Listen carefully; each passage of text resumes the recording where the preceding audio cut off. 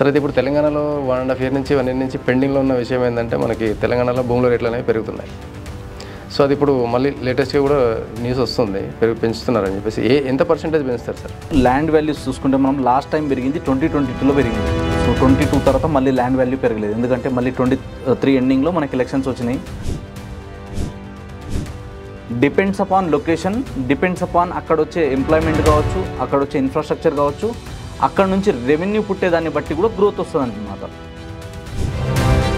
ఇప్పుడు హైదరాబాద్ కానీ, హైదరాబాద్లో కొన్ని కోర్ ఏరియాస్ ఉంటాయి.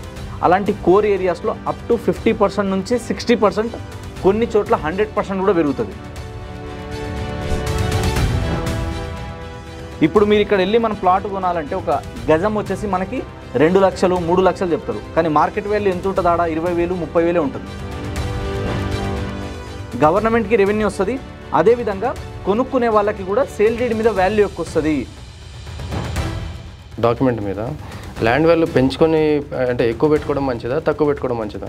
ఈ market value, land value, stamp duties పెంచడం వల్ల గవర్నమెంట్కి 10,000 కోట్ల ఆదాయం రావచ్చని అంచనా.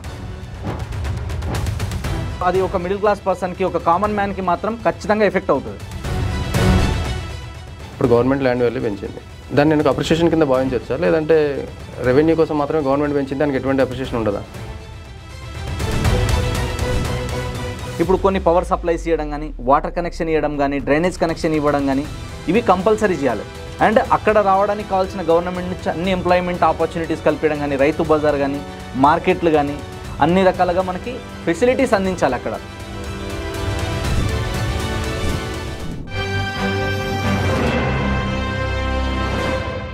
నమస్తే, welcome to 3TV real estate. మనకి ఇప్పుడు తెలంగాణలో భూముల రేట్లు పెరగబోతున్నాయి. అది ఎంత పర్సెంటేజ్ పెరగబోతున్నాయి, ఒకవేళ భూముల రేట్లు పెరిగితే రిజిస్ట్రేషన్ ఛార్జెస్ ఎంత మేరకు పెరుగుతాయి?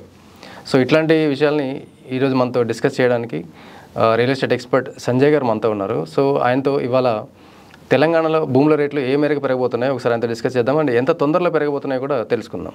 సార్ నమస్తే. నమస్కారం సార్. సరే అయితే ఇప్పుడు తెలంగాణలో 1.5 ఇయర్ నుంచి 1 ఇయర్ నుంచి పెండింగ్లో ఉన్న విషయం ఏంటంటే మనకి తెలంగాణలో భూముల రేట్లు అనేవి పెరుగుతున్నాయి. సో అది ఇప్పుడు మళ్ళీ లేటెస్ట్గా కూడా న్యూస్ వస్తుంది పెంచుతున్నారని చెప్పేసి. ఎంత పర్సెంటేజ్ పెంచుతారు సార్? సో ల్యాండ్ వాల్యూస్ చూసుకుంటే మనం లాస్ట్ టైం పెరిగింది 2022లో పెరిగింది. సో 22 తర్వాత మళ్ళీ ల్యాండ్ వాల్యూ పెరగలేదు, ఎందుకంటే మళ్ళీ 23 ఎండింగ్లో మనకి ఎలక్షన్స్ వచ్చినాయి. సో 24 నుంచి మళ్ళీ కొత్త గవర్నమెంట్ ఫామ్ అయిపోయింది. ఆ తర్వాత ఏంటంటే ఇది ఎవ్రీ 2 ఇయర్స్కి 3 ఇయర్స్కి పెంచుతారనమాట ల్యాండ్ వాల్యూస్. ఎట్లా పెంచుతారంటే depends upon location, depends upon అక్కడ వచ్చే ఎంప్లాయ్మెంట్ కావచ్చు, అక్కడ వచ్చే ఇన్ఫ్రాస్ట్రక్చర్ కావచ్చు, అక్కడ నుంచి రెవెన్యూ పుట్టేదాన్ని బట్టి కూడా గ్రోత్ వస్తుంది అనమాట. సో అట్లా 22 బిఫోర్ వరకు పెంచుకుంటూ వచ్చారనమాట, ఎవ్రీ 2 ఇయర్స్కి 1 ఇయర్కి. సో ఆ తర్వాత నుంచి కొత్త గవర్నమెంట్ వచ్చిన తర్వాత మార్కెట్ వాల్యూ పెంచుతామన్నారు, కానీ ఇంకా పెంచలేదు. సో అది లాస్ట్ ఇయర్ చెప్పారు ఆగస్ట్లో, అప్పటి నుంచి పోస్ట్ పోన్ అవుతూ వచ్చింది. ఇప్పుడు లాస్ట్ ఒక 1-2 డేస్ బిఫోర్ కూడా కన్ఫర్మ్ చేసింది ఏంటంటే గవర్నమెంట్ కమింగ్ నెక్స్ట్ మంత్ నుంచి, అంటే ఆగస్టు 1 నుంచి మార్కెట్ వాల్యూస్, ల్యాండ్ వాల్యూస్ పెంచబోతున్నాము. అది ఎంత పెరగొచ్చు అంటే ఏరియాని బట్టి దాంట్లో మార్పులు ఉంటాయి. బట్ యాన్ యావరేజ్గా చూసుకుంటే ఎక్కడ తీసుకున్నా మనం ఆల్ ఓవర్ తెలంగాణలో 20% నుంచి 30% పెరుగుతుంది. మెట్రోపాలిటన్ సిటీస్ లైక్ ఇప్పుడు హైదరాబాద్ కానీ, హైదరాబాద్లో కొన్ని కోర్ ఏరియాస్ ఉంటాయి. అలాంటి కోర్ ఏరియాస్లో అప్ టు 50% నుంచి 60%, కొన్ని చోట్ల 100% కూడా పెరుగుతుంది. ఎందుకంటే మార్కెట్లో మనకి సేల్ డీడ్ వాల్యూ వేరే ఉంటుంది, అక్కడ సేల్ అయ్యే వాల్యూ వేరే ఉంటుంది. అంటే ప్రైవేట్ వాల్యూ వేరే ఉంటుంది, గవర్నమెంట్ రేట్ వేరే ఉంటుంది. ఇప్పుడు జనరల్గా మనం కట్టే చలానా అమౌంట్ ఏదైతే ఉందో, మనం ఏదైతే అమౌంట్ పే చేస్తామో అది అక్కడ మార్కెట్ వాల్యూ. ఫర్ ఎగ్జాంపుల్ ఇప్పుడు ఒక ప్లాట్ ఉందనుకోండి, ఇప్పుడు గచ్చిబౌలియో, మాదాపూరో, హైటెక్ సిటీయో, బంజారాహిల్సో, ఇప్పుడు మీరు ఇక్కడ వెళ్ళి మనం ప్లాట్ కొనాలంటే ఒక గజం వచ్చేసి మనకి 2 లక్షలు 3 లక్షలు చెప్తారు, కానీ మార్కెట్ వాల్యూ ఎంత ఉంటుంది? ఆడ 20,000 30,000 ఉంటుంది. సో ఇప్పుడు 3 లక్షలు 2 లక్షలకి ట్రాన్సాక్షన్ జరుగుతుంది వీళ్ళకి అన్అఫీషియల్గా, కానీ అఫీషియల్గా గవర్నమెంట్ కట్టేది ఎంత? 30,000 40,000 మీదనే చలాన్ కడుతున్నారు. సో ఈ 30,000 40,000 మీద కాకుండా ఈ 3 లక్షలు కడుతున్నారు కాబట్టి దీన్ని 50,000 ఎందుకు తీసుకోవద్దు, దీన్ని 1 లక్ష రూపాయలు ఎందుకు చేయొద్దు? సో దీనివల్ల ఏమవుతుంది అంటే గవర్నమెంట్కి రెవెన్యూ వస్తుంది, అదేవిధంగా కొనుక్కునే వాళ్ళకి కూడా సేల్ డీడ్ మీద వాల్యూ ఎక్కువ వస్తుంది. దానివల్ల ఏమవుతుంది అంటే ఏదైనా లోన్కి వెళ్ళినప్పుడు కానీ, రేపటి రోజు రీసేల్కి వెళ్ళినప్పుడు కానీ ఈ బెనిఫిట్ అనేది ఉంటుంది. కాకపోతే ఇక్కడ ఈ ఏరియాలో పెంచడం వల్ల, కొన్ని ప్రైమ్ లొకేషన్స్లో పెంచడం వల్ల ఖచ్చితంగా లాభమే, పెంచాలి. సరే అయితే ఇప్పుడు సేల్ డీడ్ మీద డాక్యుమెంట్ మీద ల్యాండ్ వాల్యూ పెంచుకొని అంటే ఎక్కువ పెట్టుకోవడం మంచిదా తక్కువ పెట్టుకోవడం మంచిదా? జనరల్గా చాలా మంది ఏం చేస్తారంటే కొండాపూర్ ఏరియాలో 1,00,000 ఉంది, బట్ గవర్నమెంట్ వాల్యూ 20,000 30,000 ఉంటుంది. మనకి స్కోప్ ఉంది, ఒక 70,000 పెట్టుకోవచ్చు, ఎంతైనా పెట్టుకోవచ్చు, అంటే 2 lakhs లోపు. మరి ఎంత పెట్టుకుంటే బెస్ట్ కస్టమర్కి?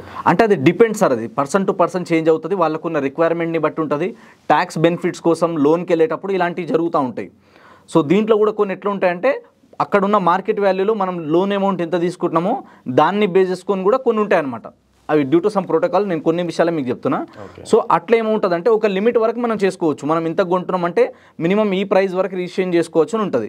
సో దానివల్ల ఏమవుతుందంటే ఫర్ ఎగ్జాంపుల్ ఇప్పుడు మీరు గజం 10,000 మీద కొంటున్నారు అనుకోండి, సేల్ డీడ్ వాల్యూ మీకు ఒక 500 రూపాయలు గజం వచ్చింది అనుకోండి, అంటే మీరు రిజిస్ట్రేషన్ పే చేయాల్సింది. అప్పుడు ఏమవుతుంది, 20,000 అన్నప్పుడు ఇది 1,000 రూపాయలు అయిపోతుంది గజానికి. అట్లా గవర్నమెంట్కి మనం ఎక్కువ డబ్బులు పే చేస్తాము. అట్లా మనకు లోన్కి వెళ్ళేటప్పుడు కానీ సేల్ డీడ్ మీద మనం చూపించుకోవడానికి రేపటి రోజు మనం సేల్కి వెళ్ళినప్పుడు నేను పలానా రేట్కి కొన్నా, ఇగో ఈ రేట్కి నాకు వచ్చిందని ఉంటుంది. సో ఇప్పుడు జనరల్గా రిజిస్ట్రేషన్ వాల్యూస్, మ్యూటేషన్ ఛార్జెస్, అక్కడ ప్రొసీడింగ్ ఛార్జెస్, డాక్యుమెంట్ రైటింగ్ అన్నీ కలిపి 7.5% ఉంటుంది. దేనికి? సేల్ డీడ్కి అయితే. అగైన్ గిఫ్ట్ డీడ్కి వచ్చేసరికి అది 2% ఏముంటుంది అంతే. గిఫ్ట్ డీడ్కి వేరే ఉంటుంది, సేల్ డీడ్కి వేరే ఉంటుంది. సో ఈ విధంగా చేంజెస్ వస్తాయి అనమాట. సో దాన్ని బేస్ చేసుకొని ల్యాండ్స్లో ట్రాన్సాక్షన్ జరుగుతాయి. సో మనకి ఇప్పుడు ఫర్ ఎగ్జాంపుల్ నేనే ఉన్నా, రేపు నా పిల్లల కోసం ఇవ్వాలి అనుకున్నప్పుడు చాలామంది ఏం చేస్తారు, గిఫ్ట్ డీడ్ చేసేస్తారు. సో అప్పుడు ఏమవుతుంది అంటే రిజిస్ట్రేషన్ వాల్యూ తక్కువ వస్తుంది. ఇప్పుడు ఈవెన్ దో నా పర్సనల్ ల్యాండ్ కూడా అంతే, మా ఫాదర్ పేరు మీద ఉంది. సో కొన్ని కారణాల వల్ల మేము ఏం చేసుకున్నామంటే లాక్డౌన్ తర్వాత నా పేరు మీద చేయించుకున్నా. సో నాకు 2% పడింది. అదే కనుక నేను వేరే వాళ్ళకి సేల్ చేయాలంటే గిఫ్ట్ డీడ్ పనికిరాదు. అప్పుడు ఏం చేయాలి, సేల్ డీడ్కి వెళ్ళాలి. సో సేల్ డీడ్కి వెళ్ళినప్పుడు ఏమవుతుంది, సేల్ డీడ్ ఛార్జెస్ వేరే ఉంటాయి. అగైన్ కొందరు ఏం చేస్తారు, ఎవరైతే రెగ్యులర్గా ట్రేడింగ్ చేసే వాళ్ళు ఉంటారో వాళ్ళు ఏజీపీఐ చేసుకుంటారు. ఏజీపీ అనేది ఇంకా తక్కువ ఉంటుంది. ఏజీపీ అంటే sir full form? General power of attorney అంటారు దీన్ని. జనరల్ పవర్ ఆఫ్ అటర్నీ అంటే ఫర్ ఎగ్జాంపుల్ నాదొక ప్రాజెక్ట్ ఉంది, లేదా నాదొక ల్యాండ్ ఉంది, నేను ఇక్కడ ఉండను, లేదా నేను బిజీ ఉన్నా, నేను ప్రతి రిజిస్ట్రేషన్కి ప్రతి దానికి నేను తిరగలేను. అప్పుడు నేనేం చేస్తా అంటే ఒక ఎక్స్పర్ట్స్ అని హైర్ చేస్తా. ఫర్ ఎగ్జాంపుల్ మీరే ఉన్నారు, నేను జనరల్ పవర్ ఆఫ్ అటర్నీ అనేది మీకు ఇస్తా పవర్స్. సో నేను వెళ్ళి రిజిస్ట్రేషన్ ఆఫీస్లో సైన్ చేయొచ్చు. సో నా దగ్గర ఉన్న ప్రాపర్టీకి సంబంధించిన మొత్తం వెంకట్ గారికి నేను పర్మిషన్స్ ఇస్తున్నా, ఆయనకి రైట్స్ ఉంది, సేల్ చేసుకోవచ్చు, ఈ సర్వే నంబర్లు ఈ విలేజ్లో ఉంది, ఈ ప్రైస్లో ఉంది అని చెప్పేసి మీకు ఒక లెటర్ ఆఫ్ అథారిటీ ఇవ్వడం జరుగుతుంది. ప్లస్ మీ పేరు మీద ఏజీపీఏ చేయిస్తాం మేము. సో అప్పుడు ఏజీపీ అయినప్పుడు ఏమవుతుందంటే ఆ రైట్స్ అన్నీ మీకు వచ్చేస్తాయి. అప్పుడు మీరు అది సేల్ చేసుకోవచ్చు అనమాట. అట్లా దానివల్ల ఏమవుతుందంటే కొందరు బిల్డర్లు కావచ్చు, డెవలపర్లు చాలామంది ఏం చేస్తారంటే మొత్తం డబ్బులు పెట్టి నేను కొనలేను అనుకున్నప్పుడు ఏజీపీఏ ఫార్మేట్లోకి వెళ్తారు. సో దానికి కూడా ఏజీపీఏ కూడా ఏంటంటే టైం పీరియడ్ ఉంటుంది, మళ్ళీ లాంగ్ టైం ఉండదు. దానికి ఒక టైం ఉంటుంది, లైక్ 2 years కావచ్చు, 3 years కావచ్చు. ఒక లిమిటెడ్ టైం పీరియడ్ వరకు మాత్రమే ఏజీపీఏ పనికి వస్తుంది, ఆ తర్వాత పనికి రాదు. సో ఇది లిమిటెడ్ టైం వరకు నేను అవైలబిలిటీ ఉండనన్నప్పుడు ఏజీపీఏ, ఎస్జీపీ అంటారు దీన్ని, special general power of attorney అని కూడా అంటారు. సో అది డిపెండ్స్ అవుతుంటుంది అనమాట, కొనేటప్పుడు కావచ్చు, అమ్మేటప్పుడు కావచ్చు, ఇట్లా పవర్స్ చేంజ్ అవుతుంటుంది. సో రిజిస్ట్రేషన్లో యాజ్ ఆఫ్ నౌ అయితేనేమో మనకి 7.5% ఉంది. సో గవర్నమెంట్ ఇప్పుడు ఏం చేద్దాం అనుకుంటా అంటే 2 ఆప్షన్స్ ఉన్నాయి ఇప్పుడు గవర్నమెంట్కి. ఒకటి మార్కెట్ వాల్యూస్ పెంచాలి, రిజిస్ట్రేషన్ వాల్యూ తగ్గించాలని చెప్తున్నారు కొందరు. కానీ గవర్నమెంట్ కూడా ఏం చేస్తుందంటే ఇప్పుడున్న మార్కెట్లో గవర్నమెంట్కి ఇంకా ఫండ్స్ రావాలి, ఈ market value, land value, stamp duties పెంచడం వల్ల గవర్నమెంట్కి 10,000 కోట్ల ఆదాయం రావచ్చని అంచనా. ఇది నేను చెప్పట్లేదు, అఫీషియల్గా అప్డేట్స్, న్యూస్ పేపర్ కటింగ్స్ కావచ్చు, గవర్నమెంట్ ఇచ్చే ప్రపోజల్ని నేను రీడ్ చేసినా అవి నాకు అర్థమైనవి మీకు చెప్తున్నాను నేను. సో దాదాపు 10,000 కోట్ల రెవెన్యూ పుట్టబోతుంది దీనివల్ల. అండ్ ఇది కూడా ఇప్పుడు 7.5% నుంచి 9%కి చేంజ్ చేస్తామంటున్నారు. సో ఇలా పెరుగుతూ పోతే ఏంటంటే ఎవరైతే పెద్దవాళ్ళు ఉన్నారో లేదా పెద్ద పెద్ద బిల్డర్లు, డెవలపర్లకు వాళ్ళకి పెద్ద వేరియేషన్ పడకపోవచ్చు, కానీ కమింగ్ టు అది ఒక మిడిల్ క్లాస్ పర్సన్కి, ఒక కామన్ మ్యాన్కి మాత్రం ఖచ్చితంగా ఎఫెక్ట్ అవుతుంది. ఒకటి ల్యాండ్ వాల్యూ పెరుగుతుంది, ఆయన కూడా 2 రూపాయలు ఎక్కువ పెట్టి అమ్ముకోవచ్చు, ఆ ఆప్షన్ ఉంటుంది. బట్ ఏదైనా అవసరానికి అమ్ముకోవాలన్నప్పుడు ఏంటంటే ఆయన సంపాదించే దాంట్లో ఎక్కువ డబ్బులు గవర్నమెంట్కి వెళ్తాయి అప్పుడు. సో దానివల్ల ఇన్ఫ్రా గ్రోత్ అవుతుంది, ఇన్ఫ్రాస్ట్రక్చర్ డెవలప్మెంట్ అవుతుంది, వేరే విషయం. కానీ ఒక కామన్ మ్యాన్కి, ఒక లోవర్ బడ్జెట్లో ఉన్న వాళ్ళకి, నా దగ్గర ఉన్నదే 1 ఎకరము 2 ఎకరాలు, నేను ఏదో పెళ్లి కోసమో ఏదో అవసరాన్ని నిమిత్తం అమ్ముకుంటున్నా, నాకు వచ్చే దాంట్లో కూడా ఇంకో 1,00,000 2 లక్షలు తగ్గుతున్నాయి అన్న ఫీలింగ్ అయితే ఉంటుంది. సో గవర్నమెంట్ ఏంటంటే, అంటే నాకున్న అనాలిసిస్ కావచ్చు, నేను తిరుగుతున్న సర్కిల్ కావచ్చు, మాకు వచ్చిన ఇన్ఫర్మేషన్ ఏంటంటే కొన్ని రియల్ ఎస్టేట్ అసోసియేషన్ కూడా చెప్పేది, మార్కెట్ వాల్యూ పెంచండి, ఓకే, ఒక రకంగా అది బెటరే, మంచిదే, పెరుగుతూ ఉండాలి, లేకపోతే ఏరియా సాచురేషన్ అయిపోయింది, డెవలప్ అయితే లేదు అంటారు. అది పెంచితే ఒక లిమిటెడ్ ఏరియాని బట్టి మనం లిమిట్లో పెంచుకుంటూ పోవాలి. అండ్ అది ఓవర్గా ఒకటేసారి పెంచేయొద్దు. పాయింట్ నెంబర్ 2 ఇంకొకటి ఏంటంటే, ఎక్కడ మనం రిజిస్ట్రేషన్ వాల్యూ ఏదైతుందో ఇది తగ్గించండి. అంటే ల్యాండ్ వాల్యూ మీరు పెంచండి ఓకే, కానీ ల్యాండ్ వాల్యూ పెంచేస్తాము, రిజిస్ట్రేషన్ వాల్యూ పెంచేస్తామంటే అది బిజినెస్ చేసే వాళ్ళకి కూడా ఎఫెక్ట్ అవుతుంది. ఒక డెవలపర్కి కానీ బిల్డర్కి కానీ అది ఎఫెక్ట్ పడిందంటే అది ఎవరి నుంచి తీస్తారు మళ్ళీ? అగైన్ అది డిపెండ్ అయ్యేది మళ్ళీ కస్టమర్ మీద. ఆటోమేటిక్గా మార్కెట్ స్లో అయిపోతుంది. సో దానివల్ల ఏమవుతుందంటే గవర్నమెంట్ ఏంటంటే అంత ప్రోగ్రెసివ్గా అంత అప్డేట్ లేనప్పుడు కూడా ఇంతింత పెట్టి జనాల నుంచి పీడిస్తున్నారు, డబ్బులు గుంజుకుంటున్నారు అన్న ఫీలింగ్, ఒక రాంగ్ మెసేజ్ అనేది కన్వే అవుతుంది. సో మార్కెట్ వాల్యూని బట్టి అక్కడున్న డిమాండ్ని బట్టి పెంచుతూ పోవాలి, అది న్యాచురలే. బట్ రానున్న రోజుల్లో ఏంటంటే ఈ ఎఫెక్ట్ పడకుండా ఉండాలి మనకి అనుకుంటే మాత్రం ఒక ఏరియాని బట్టి అక్కడున్న గ్రోత్ని బట్టి దాన్ని బేస్ చేసుకొని పెంచాలి. ఇప్పుడున్న లేటెస్ట్ అప్డేట్ అయితే 20 to 30% మినిమం పెరుగుతుంది, ఏరియాని బట్టి 60 నుంచి ఇంకా above% పెరుగుతుంది. సో ఎవరైనా ఇన్వెస్ట్మెంట్ చేయాలనుకున్న వాళ్ళకి ఏంటంటే ఇప్పుడైతే మార్కెట్ వాల్యూ పెంచక ముందు మనం కొనుక్కోగలిగితే కొంచెం తక్కువలో వస్తుంది.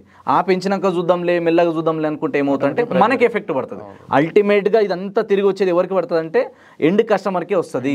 కాబట్టి మనం జాగ్రత్త ఉండాలి. మనం జాగ్రత్త ఉండి మార్కెట్ వాల్యూ పెంచక ముందే కొనే ఆలోచన ఉంటే కొనుక్కోవాలి. సో అమ్మే ఆలోచన ఉన్నా కూడా ఏంటంటే కొంచెం మార్కెట్ వాల్యూ పెంచిన తర్వాత అమ్మితే మనకు వచ్చే దాంట్లో కూడా ఇంకో రూపాయి రావడానికి ఛాన్సెస్ ఉంటాయి. సో ఇది పర్సన్ టు పర్సన్ అనేది చేంజ్ అవుతుంటుంది. సార్, ఇది ఈ ల్యాండ్ వాల్యూ పెంచడం అనేది ఇప్పుడు ఓఆర్ నుంచి త్రిపురల మధ్యలో మొత్తం పెరిగే అవకాశం ఉందా, లేకపోతే స్పెసిఫిక్ ఏరియాసేనా? ఇది ఆల్ ఓవర్ తెలంగాణ పెంచుతా అంటున్నారు. ఎందుకంటే రిజిస్ట్రేషన్ వాల్యూ ఈ ఏరియాలో ఒకలాగా ఈ ఏరియాలో ఒకలాగా ఉండదు. రిజిస్ట్రేషన్ వాల్యూ అనేది అంటే మార్కెట్లో మనం ఏదైతే ఇప్పుడు 7.5 ఉందో అది ఆల్ ఓవర్ తెలంగాణ మొత్తం అట్లానే వర్తిస్తుంది. కాకపోతే ఏంటంటే ఏరియాని బట్టి ల్యాండ్ వాల్యూ ఎంత పెంచాలన్నది దానికి ఒక లిమిట్ ఉంటుంది. రిజిస్ట్రేషన్ వాల్యూ అయితే సేమ్ ఉంటుంది అన్నిటికీ, కానీ ల్యాండ్ వాల్యూ చేంజెస్ వస్తాయి. ఇప్పుడు గచ్చిబౌలిలో ఉన్న రేటే నేను ఎక్కడో రాజేంద్ర నగర్ అవతలేస్తా అంటే కుదరదు. సో రాజేంద్ర నగర్కు ఉండే డిమాండ్ రాజేంద్ర నగర్కు ఉంటుంది, శంషాబాద్కు ఉండే ఏరియా డిమాండ్ శంషాబాద్, తుక్కు కూడా షాద్నగరే, సదాశివపేటే. సో ఏరియాని బట్టి అక్కడున్న మార్కెట్ వాల్యూని బేస్ చేసుకొని గవర్నమెంట్ చేంజెస్ తీసుకొస్తుంది. సో మినిమం అయితే 20 నుంచి 30% అనేది గ్యారంటీ పెరుగుతుంది. సో ఇంత ఎన్ని రోజుల నుంచి పెంచుతా అంటున్నారు, ఎప్పుడు పెంచుతారు, ఇవన్నీ అయ్యే పనులేనా, ఇప్పుడెప్పుడు అవుతుంది అనుకోవద్దు. ఎందుకంటే గవర్నమెంట్ ఒక ప్రపోజల్ పెట్టింది అండ్ రెవెన్యూ ఇక్కడ నుంచి బాగా జనరేట్ అవుతుంది అన్నప్పుడు ఖచ్చితంగా ఇయ్యాల కాకపోయినా రేపు పెరుగుతుంది. సో కొనాలనుకున్న వాళ్ళకైతే ఇది మంచి టైం, ఇది గోల్డెన్ టైం. ఇది ఈ టైంలో ఇన్వెస్ట్మెంట్ చేసి పెట్టుకుంటే ఖచ్చితంగా మార్కెట్ అనేది మంచి మనకు అప్రిషియేషన్ రావడానికి ఎక్కువ స్కోప్ ఉంటుంది. అంటే సార్, ఇప్పుడు మనకి ప్రైజులు పెంచుతారంటున్నారు కదా ల్యాండ్ వాల్యూస్ పెరిగితే ఇప్పుడు అప్రిషియేషన్ అంటే దాన్ని అప్రిషియేషన్ కింద తీసుకోవచ్చా, లేదంటే గవర్నమెంట్ పెంచింది జస్ట్ రెవెన్యూ కోసం అని తీసుకోవచ్చా? అంటే ఇప్పుడు నాకే ఒక ప్లాట్ ఉంది అనుకుందాం, ఇప్పుడు గవర్నమెంట్ ల్యాండ్ వాల్యూ పెంచింది, దాన్ని నేను అప్రిషియేషన్ కింద భావించవచ్చా, లేదంటే రెవెన్యూ కోసం మాత్రమే గవర్నమెంట్ పెంచింది, దానికి ఎటువంటి అప్రిషియేషన్ ఉండదా? అప్రిషియేషన్ అనుకోవాలి మనం. ఎందుకంటే ల్యాండ్ వాల్యూ ఎందుకు పెంచుతుంది, ఉత్తగానే పెంచుకుంటూ పోతాము, ఇక్కడ ఏం డెవలప్మెంట్ చేయమంటే జనాలు కూడా ఒప్పుకోరు దానికి. మీరు ఏదన్నా ఒకటి వేస్తున్నారు, డెవలప్మెంట్ ఛార్జెస్ తీసుకుంటున్నారు మా దగ్గర నుంచి అన్నప్పుడు దాని తగ్గట్టు ఇన్ఫ్రాస్ట్రక్చర్ ప్రొవైడ్ చేయాలి మీరు. అంటే కనెక్టింగ్ రోడ్ ప్రొవైడ్ చేయడం కావచ్చు, వాటర్ ఫెసిలిటీస్ కావచ్చు, అక్కడ వచ్చే మనకు అన్ని రకాల ఎమ్యూనిటీస్, గవర్నమెంట్ నుంచి వచ్చే అన్ని రకాల స్కీములు మనకు అందేటట్టుగా అట్లా హెల్ప్ చేయాలి. ఇప్పుడు కొన్ని పవర్ సప్లైస్ ఇవ్వడం కానీ, వాటర్ కనెక్షన్ ఇవ్వడం కానీ, డ్రైనేజ్ కనెక్షన్ ఇవ్వడం కానీ ఇవి కంపల్సరీ చేయాలి. అండ్ అక్కడ రావడానికి కావాల్సిన గవర్నమెంట్ నుంచి అన్ని ఎంప్లాయ్మెంట్ ఆపర్చునిటీస్ కల్పించడం కానీ, రైతు బజార్ కానీ, మార్కెట్లు కానీ అన్ని రకాలుగా మనకి ఫెసిలిటీస్ అందించాలి అక్కడ. సో అక్కడ ప్రాజెక్ట్స్ వచ్చేటట్టుగా కంపెనీస్ మార్కెట్ అక్కడ డెవలప్ అయ్యేటట్టు చూసుకోవాలి. సో అట్లా పెంచుతుంది గవర్నమెంట్. ఇప్పుడు ఉత్తగానే పెంచుకుంటూ పోతాము కానీ ఏం డెవలప్మెంట్ చేయమన్నప్పుడు అది ఎట్లా అవుతుంది, ప్రోగ్రెస్ అవ్వదు అది. సో ప్రోగ్రెస్ అవ్వాలంటే ఖచ్చితంగా గవర్నమెంట్ కూడా రూపాయి ఖర్చు పెట్టాలి. అండ్ గవర్నమెంట్ కూడా ఏం చేస్తుందంటే మీరు అన్నట్టుగా ఓఆర్ఆర్ వరకు ఇప్పుడు డెవలప్మెంట్ అయింది కాబట్టి మేజర్ ఫోకస్ అంతా రీజనల్ లింక్ రోడ్ వరకు ఉంది. సో ఈ గవర్నమెంట్ ఫామ్ అయిన తర్వాత వాళ్ళు అఫీషియల్గా అనౌన్స్మెంట్ చేసింది ఏంది, ఓఆర్ఆర్ లోపల అర్బన్ తెలంగాణ, ఆ తర్వాత సబర్బన్ తెలంగాణ, అక్కడ నుంచి రూరల్ తెలంగాణగా 3 పార్ట్స్గా దీన్ని డివైడ్ చేసి ఇలాగ డెవలప్మెంట్కి ముందుకు తీసుకెళ్తామన్నారు. అది 100% మంచిది, అట్లా చేయాల్సింది. ఎందుకంటే ఓఆర్ఆర్ లోపల డెవలప్ అయిపోయింది. ఇప్పుడు ఎంతసేపు గచ్చిబౌలి, కొండాపూర్, జూబ్లీహిల్స్ మాట్లాడితే కాదు. అండ్ ఈ సిటీ అనేది నలువైపులా ఎక్స్పాండ్ కావాలి. ఒకటే సైడ్ ఎక్స్పాండ్ అయితే కూడా ఎఫెక్ట్ అది సిటీకి ఒక రకంగా. సో అట్లా కాకుండా ఒక సైడ్ ఐటీ కావచ్చు, ఒక సైడ్ ఫార్మా కావచ్చు, ఒక సైడ్ ఫుడ్ ప్రాసెసింగ్ ఇండస్ట్రీస్ కావచ్చు, అట్లా ఒక్కొక్క సైడ్ ఒక్కొక్క డెవలప్మెంట్ అనేది తీసుకురావాలి. సిటీ నలువైపులా ఎక్స్పాండ్ అవ్వాలి. అప్పుడు ఏమవుతుందంటే ఈ ట్రాఫిక్ అనేది తగ్గుతుంది, పొల్యూషన్ అనేది తగ్గుతుంది. ఇప్పుడు మనం సిటీలో చూస్తున్నాం రోజు రోజుకి ట్రాఫిక్ పెరుగుతుంది. యావరేజ్గా హైదరాబాద్ సిటీలో గంటలో 10 నుంచి 15 కిలోమీటర్లు మాత్రమే ట్రావెల్ చేయగలుగుతున్నాం. ఇది రాబోయే రోజుల్లో ఎఫెక్ట్ అయిందనుకోండి, అది ఇంకా ఆ టైం పీరియడ్లో డిస్టెన్స్ తగ్గిపోతుంది. అట్లా ఉండొద్దు. అట్లా అవుతే సిటీ ప్రోగ్రెస్ అవ్వదు, జనాలు ఇన్వెస్టర్స్ రారు. అప్పుడు ఏం చేయాలంటే మనం సిటీ అనేది ఎక్స్పాండ్ చేయాలి, రోడ్లన్నీ పెద్ద పెద్దగా ఉండాలి. ఇంతకుముందు అయితేనేమో ఎట్లా పడితే అట్లా డెవలప్మెంట్ అయినాయి, ఏది దానికి అంత ప్రాపర్గా లీగల్గా రూల్స్ స్ట్రిక్ట్గా లేనందుకు ఎట్లా పడితే అట్లా అయిపోయింది. ఇంత గలీలలో ఇంత పెద్ద పెద్ద బిల్డింగ్లు కట్టిండు, 10 గజాల్లో 20 గజాల్లో కూడా చూస్తున్నాం మనం. సో రాబోయే రోజులలో ఏంటంటే గవర్నమెంట్ క్లియర్గా ప్రపోజల్ ఏం తెచ్చిందంటే minimum road width, main road అయితే కనుక 60 ఫీట్లు 40 ఫీట్లు మినిమం ఉండాలి. లోపల రోడ్ కూడా 30, 33 అండ్ ఎబో మినిమం ఉండాలి. అప్పుడు ఏమవుతుందంటే ట్రాఫిక్ జామ్లకు కానీ కాలనీలలో కూడా ఇబ్బందులు లేకుండా ఉంటాయి. అండ్ ఫుట్పాత్ కానీ ఇవన్నీ కూడా చాలామంది ఏం చేస్తారంటే ఆ వాళ్ళ ల్యాండ్ ఏరియా అయిపోయాక కూడా బయటకు వచ్చి కబ్జా చేసుకుంటారు కొందరు. గేట్ బయట వచ్చి ఆ ప్లాట్ ఏరియా నుంచి బయటకు వచ్చి మెట్లు వేస్తారు. అది అఫీషియల్గా రాంగ్. అది ఏమున్నా కూడా మన ప్లాట్ నుంచి లోపలే ఉండాలి. 3 to 6 ఫీట్ ఏదైతే ఉంటుందో దాంట్లో డ్రైనేజ్ కావచ్చు, వాటర్ కావచ్చు, ఎలక్ట్రిసిటీ లైన్స్ కావచ్చు, అవి ప్రొవైడ్ చేస్తుంది గవర్నమెంట్. సో దీనివల్ల ఏమవుతుందంటే ఒక రకంగా అప్రిషియేషన్ వస్తుంది. అండ్ గవర్నమెంట్ డబ్బులు తీసుకోవడమే కాకుండా ఫెసిలిటీస్ కూడా ప్రొవైడ్ చేయాలి అట్లా. సో ఆ ప్రొవైడ్ చేయడానికి ఆపర్చునిటీస్ అనేది ఉన్నాయి. ఓకే సార్, మంచి విషయాలు చెప్పారు. సో ఇప్పుడు మా వ్యూవర్స్ మిమ్మల్ని కాంటాక్ట్ చేయాలంటే, మీ దగ్గర ఏదైనా అడ్వాన్స్ తీసుకోవాలంటే మీ కాంటాక్ట్ డీటెయిల్స్ ఒకసారి మా కెమెరాకి షేర్ చేయండి. సో మీకు రియల్ ఎస్టేట్లో ఎక్కడ ఇన్వెస్ట్మెంట్ చేయాలన్నా, రియల్ ఎస్టేట్ గురించి మీకు ఎలాంటి ఇన్ఫర్మేషన్ తెలుసుకోవాలన్నా ఒక బ్రదర్గా ఈ సంజయ్ నాయక్ని ఎప్పుడు కన్సల్ట్ అవ్వచ్చు. నేను సంజయ్ నాయక్ గత రియల్ ఎస్టేట్లో 8 సంవత్సరాల నుంచి ఉన్నాను.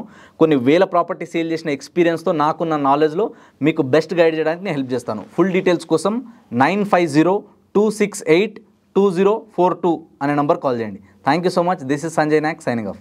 Thank you sir. Thank you so much.